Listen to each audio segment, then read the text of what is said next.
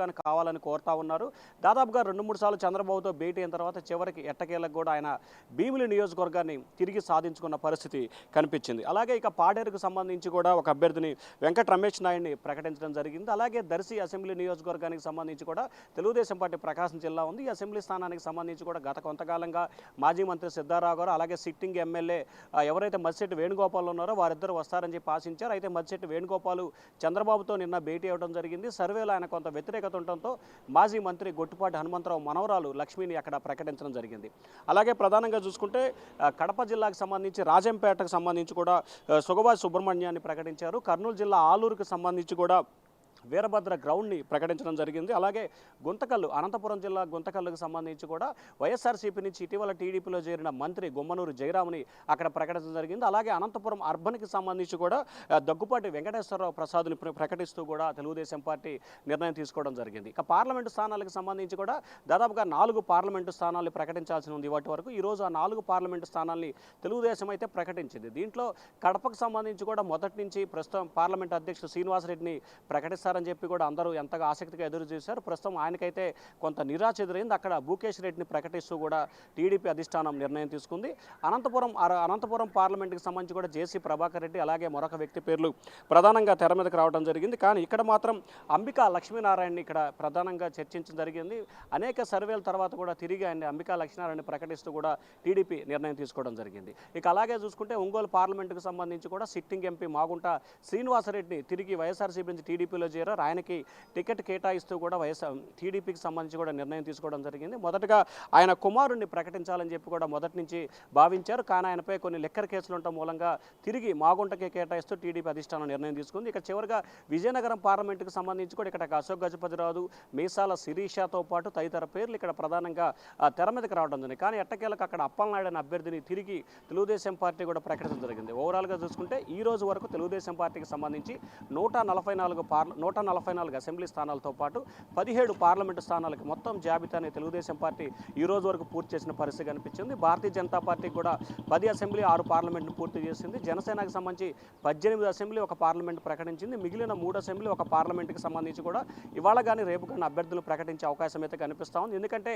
రేపటి నుంచి 11 రోజుల పాటు జనసేన అధినేత పవన్ కళ్యాణ్ ఉత్తరాంధ్రతో పాటు రాయలసీమ ప్రాంతాల్లో 11 రోజుల పాటు వారాహయాత్ర ప్రారంభించబోతున్నారు. రేపటి నుంచి కూడా ఆయన పోటీ చేస్తున్న పిఠాపురం నియోజకవర్గంలో 4 రోజుల పాటు వారాహయాత్ర అయితే చేయబోతున్నారు. సో ఓవరాల్గా చూసుకుంటే జనసేనకు సంబంధించి అసెంబ్లీ పార్లమెంటు 4 స్థానాలు తప్ప మిగిలిన 172 అసెంబ్లీ అలాగే 24 పార్లమెంటు స్థానాలు కూడా కూటమి ఇప్పటివరకు ప్రకటించింది. ప్రసూన శివ, మీరు చెప్పిన లిస్టులో అయితే వైసీపీ నుంచి వచ్చిన నేతలకు కూడా టీడీపీ సీటు కేటాయించినట్లు తెలుస్తుంది. ఇక స్థానిక నియోజకవర్గంలో వైసీపీ నుండి వచ్చిన నేతలకు క్యాడర్ సహకరిస్తుందా? అంటే ప్రధానంగా చూసుకుంటే ఇక్కడ వైఎస్ఆర్సీపీ నుంచి వచ్చేదానికి సంబంధించి చూసుకుంటే ఎవరైతే ఇప్పుడు వైసీపీ నుంచి వచ్చారో ప్రధానంగా 2 అభ్యర్థులు ఇక ఈరోజు ప్రకటించడం జరిగింది. ఒకటి అనంతపురం జిల్లా గుంతకల్లు నియోజకవర్గానికి సంబంధించి మంత్రి గుమ్మనూరు జయరాము, రెండో వ్యక్తికి సంబంధించి కూడా మాగుంట శ్రీనివాసరెడ్డి. వీరిద్దరూ కూడా గతంలో తెలుగుదేశం పార్టీలో ఉన్న పరిస్థితి కనిపిస్తూ ఉంది. గుమ్మనూరు జయరాము అయితే తెలుగుదేశం పార్టీ నుంచి ఆయన 2014లో వైఎస్ఆర్సీపీలో చేరారు. తిరిగి సొంత గూటికి రావడం జరిగింది. ఆయన వాస్తవానికి ఆలూరు నియోజకవర్గం నుంచి టికెట్ అడగడం జరిగింది. కానీ ఆలూరు నియోజకవర్గంలో గెలిచే అవకాశాలు లేకపోవడంతో చంద్రబాబు ఆలూరు కానీ గుంతకల్లు కానీ ఎంపిక చేసుకోవాలని చెప్పి చెప్పడం జరిగింది. ఈయన అనంతపురం జిల్లా గుంతకల్లు ఆయన ఏదైతే పుట్టి పెరిగిన నియోజకవర్గం కాబట్టి గుంతకల్లు నియోజకవర్గాన్ని ఆయన అయితే ఎన్నుకోవడం జరిగింది. ఇక రెండో వ్యక్తి సంబంధించి ఒంగోలు పార్లమెంట్ సభ్యుడు మాగుంట శ్రీనివాసరెడ్డికి సంబంధించి 2014లో తెలుగుదేశం పార్టీలో చేరి ఒంగోలు పార్లమెంట్ అభ్యర్థిగా కూడా బరిలో దిగారు. అయితే ఆయన వైవి సుబ్బారెడ్డి చేతిలో ఓటమి చెందారు. ఆ తర్వాత ఆయన ఎమ్మెల్సీ ఇచ్చింది టీడీపీ. ఆ తర్వాత ఆయన అనివార్య కారణాల వల్ల మళ్ళీ వైఎస్ఆర్సీపీలో చేరి 2019లో వైఎస్ఆర్సీపీ తప్పున కూడా ఒంగోలు పార్లమెంట్ అభ్యర్థిగా బరిలో దిగి గెలుపొందడం జరిగింది. తాజాగా అక్కడ సమీకరణలో భాగంగా టికెట్ కేటాయించకపోవడంతో తిరిగి ఆయన ఇటీవల వారం రోజుల క్రితమే చంద్రబాబు సమక్షంలో టీడీపీలో చేరారు. 2024లో కూడా ఒంగోలు పార్లమెంట్ అభ్యర్థిగా సిట్టింగ్ ఎంపీకి శ్రీనివాసరెడ్డికి టికెట్ ఇస్తూ కూడా టీడీపీ అధిష్టానం నిర్ణయం తీసుకుంది.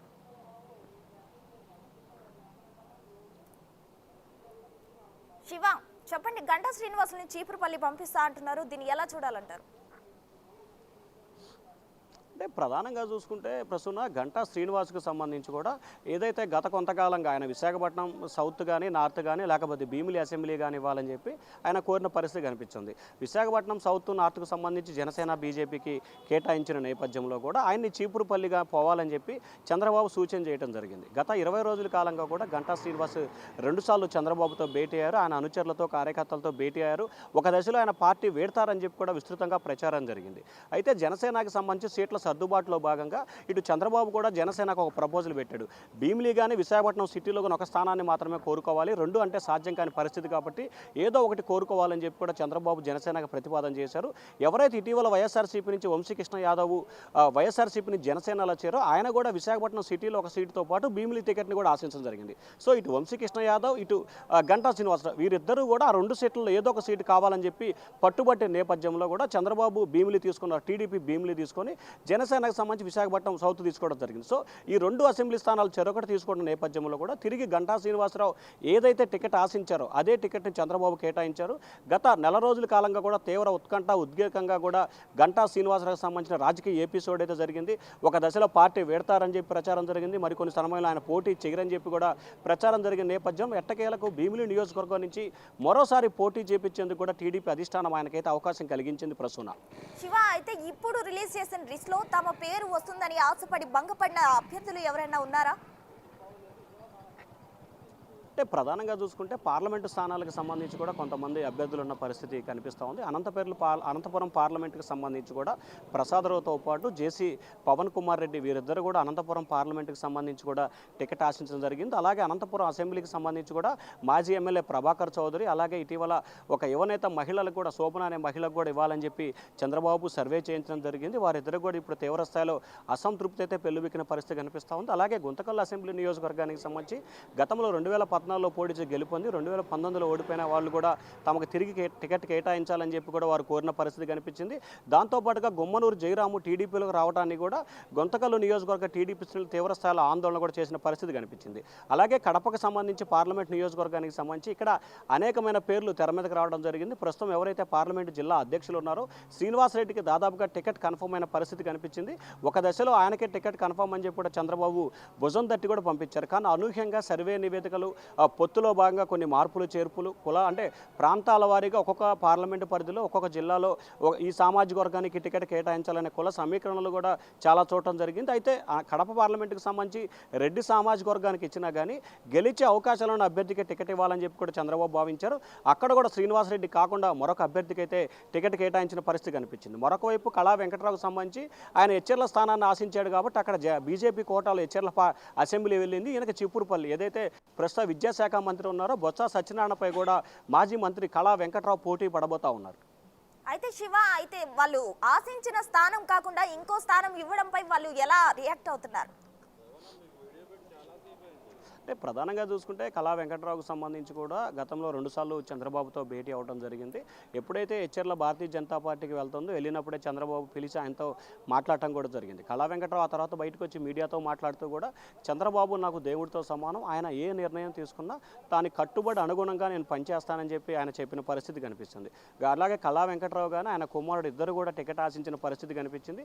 కానీ కుటుంబానికి ఒక్క టికెట్ అనే పాలసీని తెలుగుదేశం పార్టీ పెట్టడంతో కళా వెంకటరావుని ఏదైతే ఎచ్చెర్ల నుంచి కూడా చీపురుపల్లి పంపించిన పరిస్థితి కనిపించింది. అదే జిల్లాకు సంబంధించి అయితే మార్పులు జరిగి ఆయన కూడా సానుకూలంగా చంద్రబాబు తీసుకున్న నిర్ణయానికి ఆయనైతే సానుకూలంగానే స్పందించిన పరిస్థితి కనిపిస్తుంది. ఎందుకంటే చంద్రబాబు తీసుకున్న నిర్ణయానికి తాను కట్టుబడి ఉంటానని చెప్పి గతంలో చెప్పారు. సో వారి అనుమతి ప్రకారమే చంద్రబాబు ఈరోజు జాబితాను ప్రకటించినట్లు కూడా టీడీపీ వర్గాలు అయితే చెప్తా ఉన్నాయి. చంద్రబాబు ఇప్పటివరకు ప్రకటించిన జాబితా 4 జాబితాలకు సంబంధించి కూడా ప్రతి జాబితాలో ఎక్కడ ఎవరికైతే టికెట్ రావట్లేదు, ఎక్కడైతే ఆశావాహులు ఉన్నారో, ఎవరైతే టికెట్ ఆశిస్తున్న వారు ఉన్నారో వారందరినీ కూడా ముందుగానే బుజ్జగించి వారి అభిప్రాయం తీసుకున్న తర్వాత అక్కడ అభ్యర్థి ప్రకటన చేస్తున్నారు.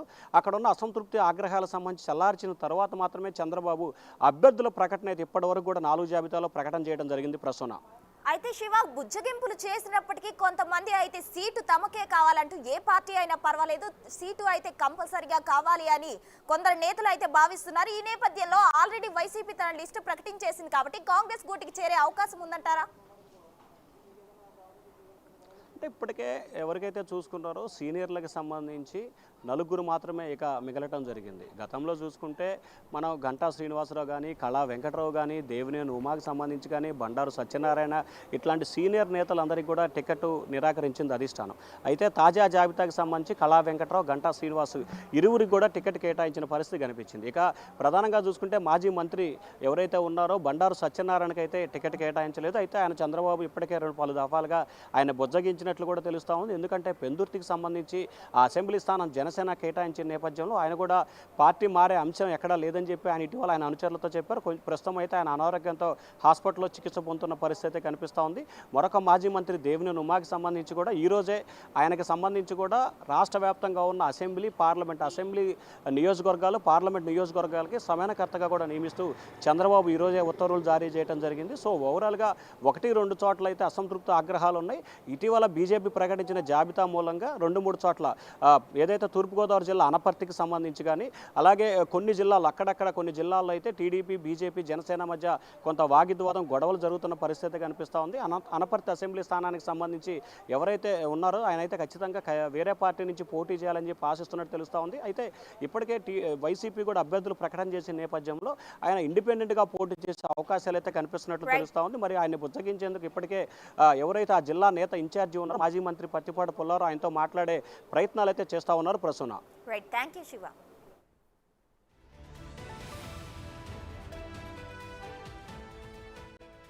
బులెటిన్లో మరో బ్రేకింగ్ న్యూస్. వరంగల్ జిల్లా రాజకీయాలు రోజుకో మలుపు తిరుగుతున్నాయి. తాజాగా మాజీ డిప్యూటీ సీఎం తాటికొండ రాజయ్య మళ్లీ బీఆర్ఎస్ లోకి వెళ్లాలనే ప్లాన్ లో ఉన్నారు. వరంగల్ పార్లమెంట్ బీఆర్ఎస్ అభ్యర్థిగా రాజయ్యను బరిలోకి దింపే ఛాన్స్ ఉంది. హైదరాబాద్ లోని రాజయ్య ఇంటికి వెళ్లి ఆయన పార్టీలోకి ఆహ్వానించనున్నారు గులాబీ నేతలు.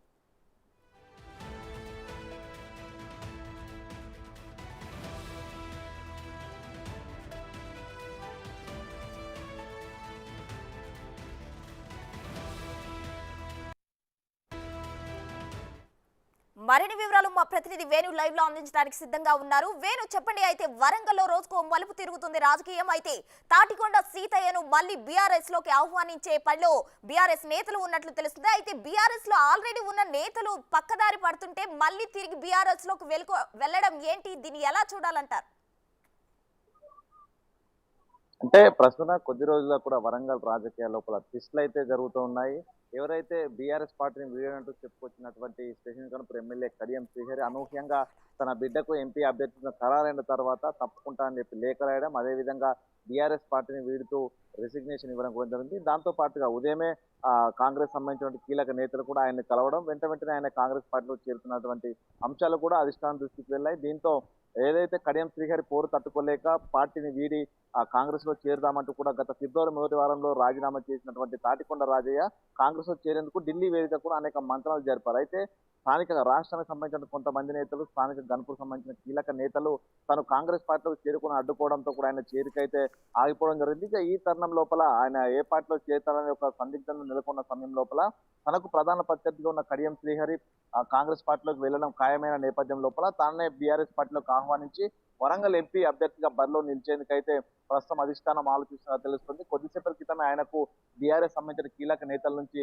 ఫోన్ కాల్స్ కూడా వెళ్ళినాయి. తన ఇంట్లోనే ఉన్నానని చెప్పడంతో కూడా కీలక నేతలు రాజయ్యతో మాట్లాడిన తర్వాత ఆయనను పార్టీలోకి ఆహ్వానించి కేసీఆర్ దగ్గరికి తీసుకెళ్లేటువంటి పరిస్థితి కనిపిస్తుంది. మొత్తానికి ఎన్ని రోజుల పాటుగా కూడా అటు ఒకవేళ కడియం కావ్య, కడియం శ్రీహర్లు నేను రాత్రి రిజిగ్నేషన్ చేసిన సమయం లోపల బాల్క సుమన్ ను కూడా ఇక్కడ ఎంపీ అభ్యర్థిగా నిలపాలనేటువంటి ఒక అంశంపై కూడా కొన్ని చర్చలు జరిగినాయి. కానీ స్థానికంగా ఉన్నటువంటి నేతే కావాలని అధిష్టానం చెప్పడంతో కూడా అటు ప్రస్తుతానికైతే రాజయ్యతో మంత్రాలు జరిపేందుకైతే సిద్ధంగా ఉన్నారు. మరికొద్ది సేపట్లో బీఆర్ఎస్ శ్రేణులు రాజయ్యతో మంత్రాలు జరపబోతున్నారు. ఇక మరికొద్ది సేపట్లోనే సాయంత్రం వరకే దీనికి సంబంధించిన ఒక అధికారిక ప్రకటన కూడా వెలువడే అవకాశం అయితే ఉంది ప్రస్తుతం. Right, thank you Venu.